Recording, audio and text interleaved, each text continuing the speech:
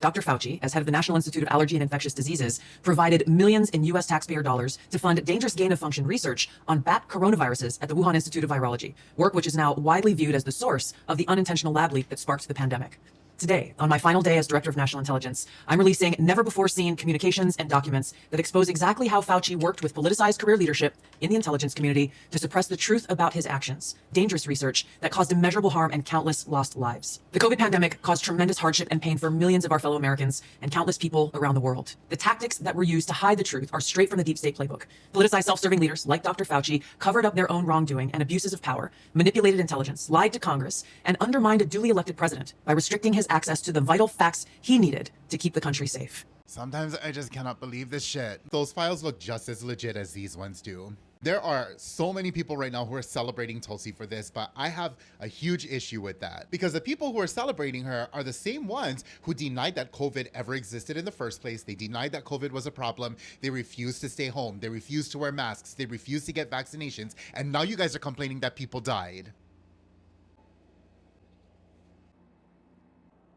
If Donald Trump had his way during the beginning of the pandemic, people would have been injecting themselves with bleach and taking enough ivermectin to kill a horse. Trump had the information available to him that he needed to keep people safe. He chose to disregard it. There are also really influential conspiracy theorists who intentionally spread misinformation.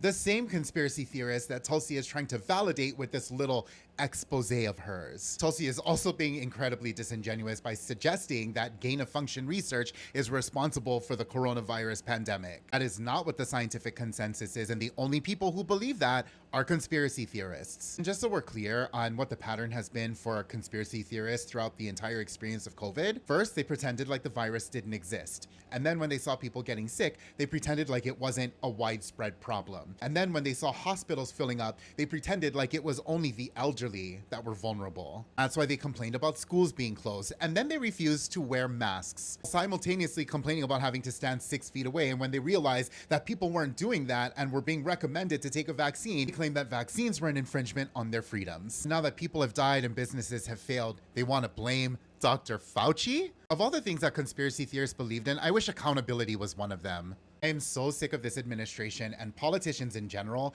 who pander only to specific political narratives because it benefits them. Conspiracy theories do not benefit the public. Yet here we are wasting taxpayer money on something that is not a real problem. You know what would save Americans' lives though? Having universal access to healthcare and having the financial and social infrastructure that we actually need so that people can stay home when they're sick and be a caregiver to their loved ones when they get sick.